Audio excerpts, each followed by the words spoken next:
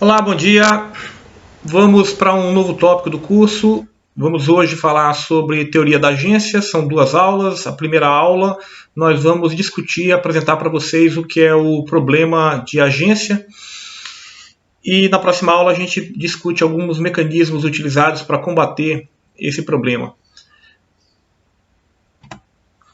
Bom, é conhecido em administração a ideia de que os negócios, originalmente, eles começavam com empresas familiares. O que significa? Significa que as pessoas que detinham o capital e tinham a ideia e implementavam um negócio, elas eram responsáveis pela administração desses negócios. Os indivíduos constituíam empresas, os indivíduos administravam empresas. Mas o que acontece? As firmas elas foram crescendo.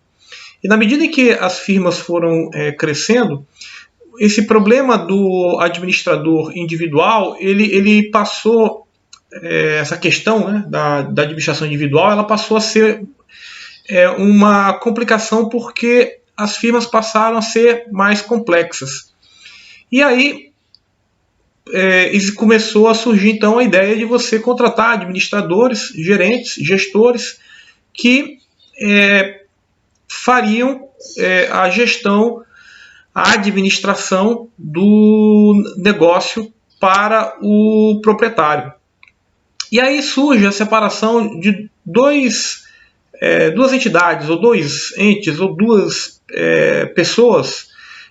Aquelas pessoas que detêm a propriedade da firma e as pessoas, e são chamadas de o principal, e os agentes ou administradores. Tá? Então os administradores seriam chamados de agentes. E aí você tem uma relação estabelecida entre o principal e o agente. O principal, o proprietário, o agente, o administrador. Então, com isso, uma vez que as firmas estabeleceram então a contratação de administradores para gerenciar o negócio, algumas dificuldades foram surgindo com o tempo. A grande dificuldade é de que nem sempre você conseguiria fazer com que o administrador agisse no interesse do principal. Ou seja, nem sempre eu vou conseguir que o agente atue de maneira que vá ao encontro das expectativas dos proprietários. E essas dificuldades no relacionamento entre principal e agente, na definição daquilo que o principal quer, na definição daquilo que o agente ou administrador espera do negócio, essas dificuldades de entendimento, elas passaram a ser chamadas de problema de agência. Tá? Então, o problema de agência ele surge do relacionamento, da dificuldade de relacionamento, de relação entre o principal ou o proprietário e o agente ou administrador. Esses problemas, a natureza, a origem desses problemas, vamos dizer assim, a origem do problema surge de duas questões, digamos assim, fundamentais. A primeira questão que pressiona o problema de agência é uma eventual divergência de interesses entre principal e agente. Ora, o principal ele quer maximizar seu lucro e ele quer o maior valor possível para a empresa. Então, ele quer maximizar o valor da empresa. Por outro lado, o agente ele tem seus interesses próprios. Às vezes o gestor, o gerente, ele está preocupado no crescimento da carreira, ele está preocupado na materialização de um lucro de curto prazo, porque ele tem uma participação de bônus nos resultados da empresa. O administrador, às vezes, ele pode não alinhar, ele pode querer eventualmente não correr riscos, ou correr riscos demais no negócio. O alinhamento a riscos pode não ser o mesmo entre principal e a agente. Em suma, o agente ele quer maximizar o valor para si próprio, enquanto o principal quer que as decisões sejam tomadas na maximização de valor da firma. Então, eventuais divergências de objetivos entre o principal e o agente vão criar aquelas dificuldades que a gente chama de problema de agência. Outra fonte de geração do problema de agência é a assimetria de informações. Ora, o administrador, aquele cara que está dentro do negócio todo dia, ele tem muito mais informações sobre o negócio do que ele chega a um ponto que ele tem muito mais informações sobre o negócio do que o próprio dono ou principal. Então, a assimetria informacional ela pode gerar problemas de agência, um comportamento por parte do gestor, uma vez que ele detém mais informações do que o principal, ele pode ser levado a adotar comportamentos por ter informações a mais que não estão completamente alinhadas com aquilo que seriam as expectativas do principal. O problema a questão do problema de agência, então, ele vai estar alinhado com a divergência de objetivos, tá? Enquanto o principal ele busca maximizar o valor, o agente ele quer maximizar o valor recebido pelo seu trabalho. Tá? Eventualmente, o administrador pode achar que determinada tarefa é arriscada demais e ele pode não estar querendo correr aqueles riscos, e isso faria com que houvesse um desalinhamento. Do mesmo jeito, ele pode estar querendo, o gestor, ou o administrador, ou agente, pode querer correr mais riscos ou menos do que o principal desejaria. E a questão da assimetria informacional ela pode levar ao cometimento de fraudes, né, pelo agente, e isso não é incomum, não. Isso acontece muito, de você ter fraudes que acabam prejudicando o negócio. E que essas possibilidades elas vão surgir justamente da questão da assimetria de informação. Bom, como é que as empresas atuam para tentar combater o problema de agência? Uma das maneiras é você trabalhar com questões relacionadas com monitoramento. Então, no monitoramento, você vai querer relatórios por parte do administrador, tá? Então você vai buscar que haja algum grau de transparência nas relações, accountability. Você vai tentar fazer com que o administrador, né, o agente, ele passe informação para o proprietário. E o proprietário tem que monitorar o comportamento do agente. Uma das coisas que você pode fazer também para alinhar objetivos, e isso é um problema que tem que ser muito bem tratado, né? Então, é a questão, por exemplo, aqui quando você estabelece mecanismos de remuneração variável, né? Por exemplo, onde você dá incentivos ao agente a dá performance para a empresa. Então, na medida que a empresa tem um desempenho melhor, ela remunera mais o agente. Então, mecanismos de incentivo que são baseados em desempenho são mecanismos que a empresa busca para tentar fazer com que haja um alinhamento de interesses. Agora, um desenho inadequado de mecanismos de desempenho, às vezes pode fazer com que a empresa corra mais riscos do que aquilo que o principal desejaria. Então, tem que essa questão da remuneração variável, dos mecanismos de desempenho, pagamento de bônus, tem que ser bem pensada, porque o que vai acontecer aqui?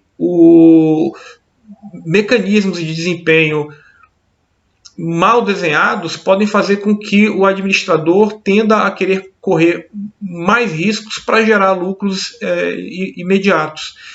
Na crise financeira global que aconteceu em 2008, o pessoal, pesquisadores, eles atrelam a questão de mecanismos de desempenho mal desenhados que teriam estimulado o mercado a ter um comportamento descuidado no que diz respeito à gestão de riscos financeiros.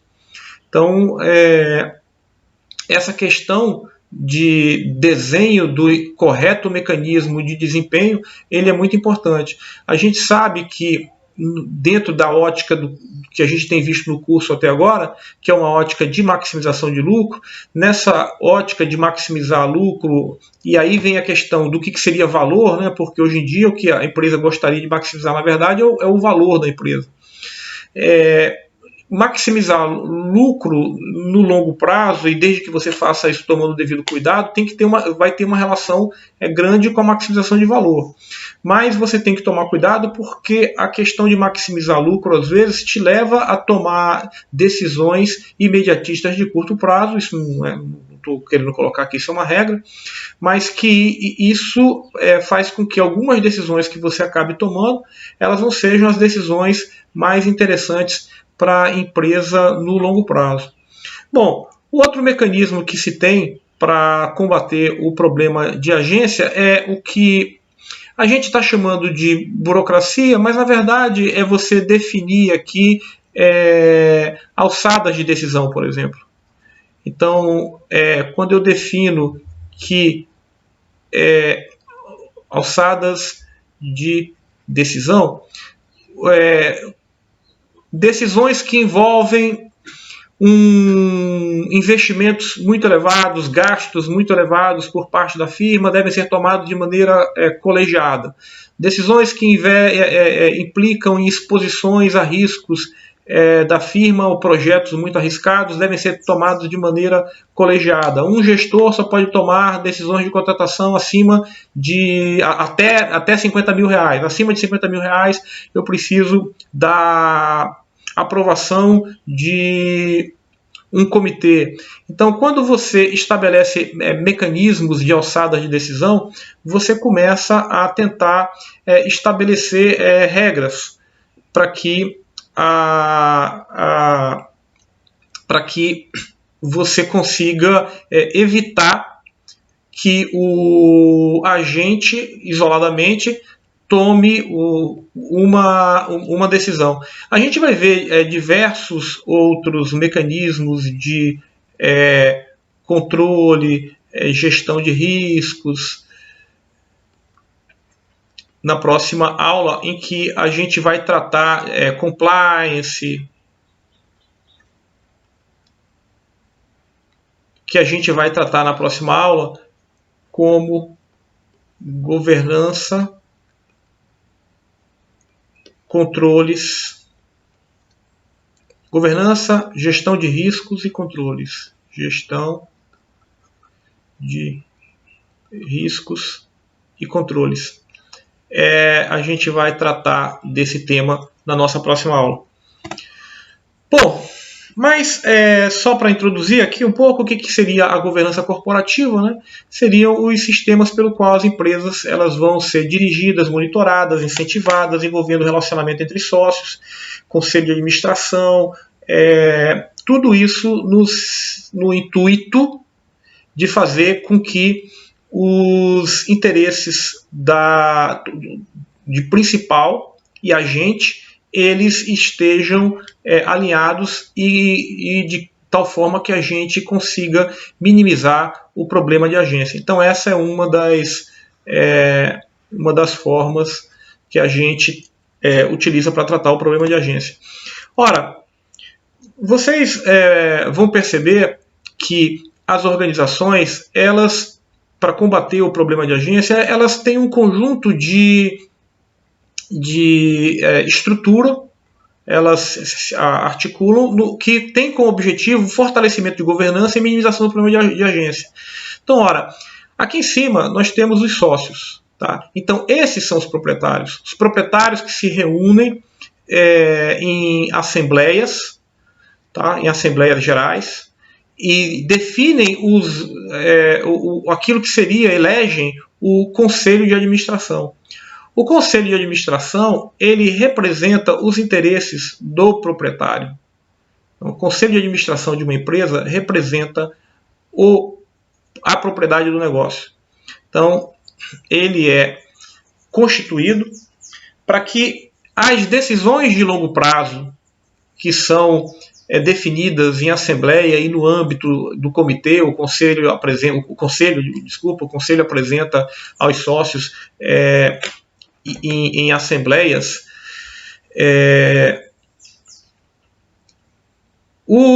nas assembleias gerais, a responsabilidade pela definição das estratégias de longo prazo, em última instância, ela é dos donos. Essa responsabilidade é dos donos. E os donos estão aqui representados como sócios e conselho de administração. O conselho fiscal, a gente vai discutir na próxima aula, ele tem objetivo de fiscalizar, tá, a execução das atividades da empresa. É um conselho independente que tem como objetivo fiscalizar as ações da empresa no sentido de que os interesses das partes envolvidas ou dos stakeholders ele seja garantido. Mas do mesmo jeito que você tem o conselho fiscal que em última instância ele responde aos interesses dos sócios, né, dos proprietários, você também tem aquilo que são o comitê de auditoria, tá, que atende ao conselho de administração e que fiscaliza, que também tem como atribuição auditar as contas da empresa, as ações da empresa. Eu tenho o comitê de auditoria. Além disso, a empresa constitui os comitês de gestão de riscos, os comitês de controles, os comitês de integridade / compliance, são estabelecidos os códigos de ética, tudo as condições de transparência, accountability, tudo isso é definido aqui nesse âmbito superior, tá? Então aqui o que a gente vai ter, o que a gente tem aqui são as estratégias sendo definidas e o desenho dos mecanismos de combate ao problema de agência. A empresa tem lá a sua auditoria interna, a empresa tem sua auditoria independente. Então todo esse arcabouço aqui que gera custos, tá? Que gera custos, são os nossos custos de monitoramento do negócio. Toda essa estrutura tem como objetivo minimizar o problema de agência. Então, na parte superior, o que nós temos aqui é a definição de estratégias, e o que a gente tem aqui é toda a parte de preocupação com o desenho da capacidade de governo, de gestão de riscos e de controles internos e de conformidade, todo o desenho nessa parte superior.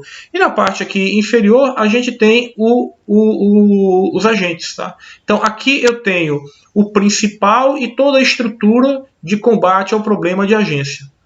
Então, o principal, o sócio, o proprietário e as estruturas de combate ao problema de agência. E aqui nós temos os administradores, o CEO da empresa, que é o principal administrador do negócio, seria nosso principal agente, e os diretores.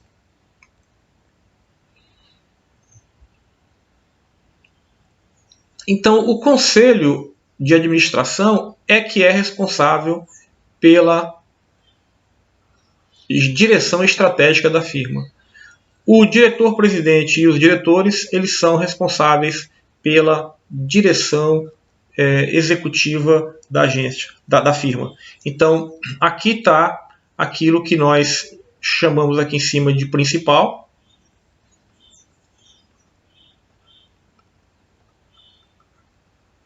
E aqui aquilo que nós chamamos de agente. Então, o problema de agência, ele discute o relacionamento entre principal e agente. E todas as estruturas de governança, gestão de riscos e controles têm como objetivo, tá? Toda essa estrutura aqui, ó, ela tem como objetivo